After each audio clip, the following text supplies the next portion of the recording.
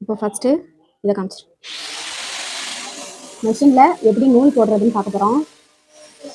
இந்த 2 பின் இருக்கு இல்லையா, இதில் வந்து இந்த ஃபஸ்ட்டு பின்னில் இங்கே போட்டுக்கோங்க. அதுக்கப்புறம் த்ரெட்டை நீங்கள் எனக்கிட்ட ஒரு ஓட்டை இருக்கு இல்லையா, இந்த ஓட்டையில் இது மாட்டிடுங்க. மாட்டிட்டு இந்த இடத்துல இந்த டைட்டாக ஒரு 2 இது ஜாயிண்ட் ஆகிருக்கா, இந்த ஜாயிண்ட்டுக்குள்ளே விட்டு நல்லா டைட்டாக இழுத்துருங்க. எல்லா நூலும் அதுக்குள்ளே போய் மாட்டி இருக்கணும். அந்த மாதிரி விட்டு இழுத்துக்கோங்க. அதுக்கப்புறம் மேலே இங்கே ஒரு ஓட்டை இருக்கு இல்லையா, அந்த ஓட்டையில் விட்டுட்டு அதுக்கப்புறம் இந்த சைடு ஒரு கொக்கி மாதிரி இருக்குல்ல, அந்த கொக்கியில் இந்த சைடாக ஒரு கேப் இருக்கும். அந்த சைடாக நூல் அப்படி விட்டிங்கன்னா உள்ளே போய் லாக் ஆயிரும். அவ்வளோதான். இனி வந்து நீடில் உங்கள் லெஃப்ட் சைடில் இருந்து இந்த சைடில் இருந்து ஓட்டை ரைட் சைடில் நூல் வெளியில் போகணும். இந்த சைடில் இருந்து நூலை விட்டு உங்கள் ரைட் சைடு இந்த ஹேண்டில் இதை இப்படி இழுக்கணும். இவ்வளோதான். இதுதான் நம்ம நூல் கோர்க்கிற மெத்தடு. அப்புறம் கீழே வந்து பாபினில் ஏற்கனவே நூல் சுற்றி இருக்குது. இந்த இருக்குது பாபினை. இந்த கேஸுக்குள்ளே நூல் இந்த மாதிரி வருதான். இந்த கேஸுக்குள்ளே இந்த மாதிரி விட்டுட்டு இந்த இடத்துல ஒரு ஓட்டை மாதிரி இருக்கா, இந்த ஹோல் வழியாக அப்படி உள்ளே ஃபுல்லாக டைட்டாக அதை பிடிச்சிட்டு இழுத்திங்கன்னா உள்ளே போயிடும். உள்ளே போய் லாக் ஆயிடுச்சா. நூல் இந்த மாதிரி இழுத்து பார்க்கணும். பாபினில் இருந்து நூல் இழுக்கையில் லூஸாக தான் வரணும், ரொம்ப டைட்டாக வரக்கூடாது. லூஸாக தான் வருது. இதை எப்படி உள்ளே போய் நம்ம போடுறதுன்னு பார்க்கலாம். ஓப்பன் பண்ணிக்கிட்டு இங்கே பாப்பா, இந்த கொக்கி மாதிரி இருக்கு இல்லையா, இது வந்து இந்த உள்ள ஒரு ஹோல் மாதிரி இருக்குது, இந்த ஓட்டை மாதிரி. இந்த இடத்துல ஒரு குட்டி புள்ளி மாதிரி தெரியுதா, இந்த கொக்கி மாதிரி இருக்கிறது கரெக்டாக இதில் போய் உட்காரணும். அந்த மாதிரி இப்படி வச்சு டைட்டாக ஒரு ப்ரெஸ் பண்ணுங்க.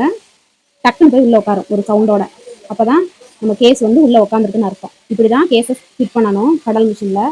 இப்போ என்ன பண்ணணும்னா, மேலே நம்ம நூல் கொடுத்து வச்சுருக்கோம் இல்லையா, இந்த நூலில் இருந்து கீழே உள்ள நூலை இழுக்கணும். அது எப்படின்னா, இங்கே லைட்டாக பெடலை திருகுனீங்க அப்படின்னா இது உள்ளே போய் அந்த நூலை போய் இழுத்துட்டு வரும். இந்த வந்துருச்சா, அந்த கேஸ் நூலும் சேர்ந்து வந்துருச்சு. கீழே உள்ளது வந்து நம்ம மெரூன் கலரில் போட்டிருந்தோம், அந்த நூல் வந்துருச்சா. மேலே உள்ளது க்ரீன் கலரு, கீழே உள்ளது மெரூன் கலர். இந்த கெய்டை மேலே தூக்கிட்டு இந்த 2 நூலையும் பின்னாடி இழுத்து விட்றணும். இப்போ இதை லாக் பண்ணிடுங்க. இப்போ நேற்று பெடல் போட்டு பழகுனீங்கல்ல, இன்றைக்கி வந்து நீங்கள் இதுக்கு இப்படி தான் நம்ம நூலை கோர்த்து நம்ம கீழே பாபின் கேஸையும் செட் பண்ணி இப்போ நம்ம அடித்தோம்னா தையல் விழுகும்.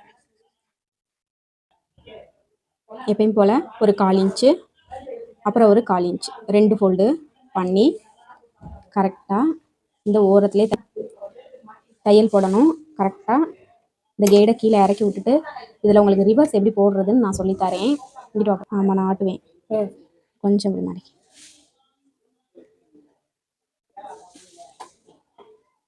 ரிவர்ஸ் எப்படி போடுறது அப்படின்னா, இந்த மாதிரி வச்சுட்டு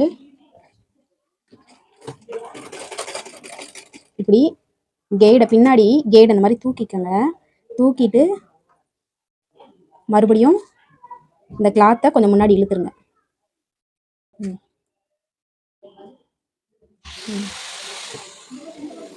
கெய்டை மேலே ஏற்றிக்கோங்க. ஏற்றிக்கிட்டு இந்த ஸ்டார்டிங்கில் எப்படி ரிவர்ஸ் போடுறது அப்படின்னா, வீல நம்ம எப்பயும் போல் தையல் போட்டுக்கிட்டு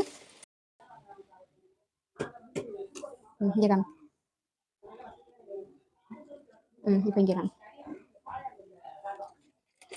இந்த மாதிரி முன்னாடியும் பின்னாடியும் கிளாத்தை நம்ம இழுத்து இப்படி தான் ரிவர்ஸ் போடணும். அதே ஃபோல்டிங்லேயும் இப்போ நம்ம சொல்லிக் கொடுத்த மெத்தடில் தான் பாப்பா கர்ச்சீஃப் வந்து பழகிட்டா. ஹெம்மிங்கும் கர்ச்சீஃபில் பண்ணி முடிச்சிட்டா. அதுக்கப்புறம் ஸ்டிச்சிங் மெத்தட்லேயுமே பண்ணி முடிச்சிட்டா. நீங்களும் இதே மாதிரி டெய்லரிங் வந்து கற்றுக்கணும் அப்படின்னா நம்ம அடுத்தடுத்த வீடியோஸ் வந்து தொடர்ந்து ரெகுலராக போட்டுட்ருக்கோம், ஸ்டெப் பை ஸ்டெப்பு.